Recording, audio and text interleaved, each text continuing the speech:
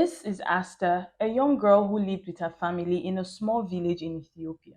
She was only 12, filled with dreams and laughter, until one fateful day when she was taken. One day, Asta had been walking home from school when a group of men appeared, their faces masked with cruelty. They grabbed her, ignoring her screams, and carried her deep into the wilderness. These men intended to force her into marriage, a practice too common in many parts of the world. For days, she resisted, refusing to bow down to their demands. They struck her, threatened her, and told her no one would come for her. But Asta had faith and prayed for a miracle, for freedom, for someone or something to save her.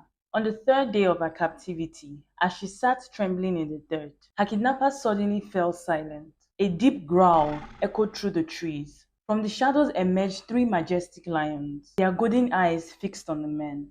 Panic struck, and the kidnappers started shouting and throwing rocks at the lions. But the lions stood their ground.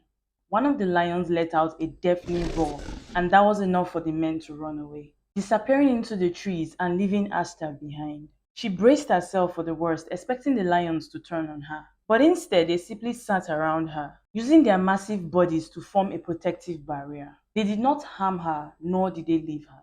For hours, the lions stayed, watching over her like silent guardians. All of a sudden, as if knowing she was safe, they rose and disappeared into the forest just as sudden as they had come. Soon after, local villagers and police, who had been searching for Asta, found her. She told them about the lions and how they had saved her. Many called it a miracle. Some believed that the lions had mistaken her cries for the meowing of a cub, while others thought they had simply acted out of instinct to protect the innocent.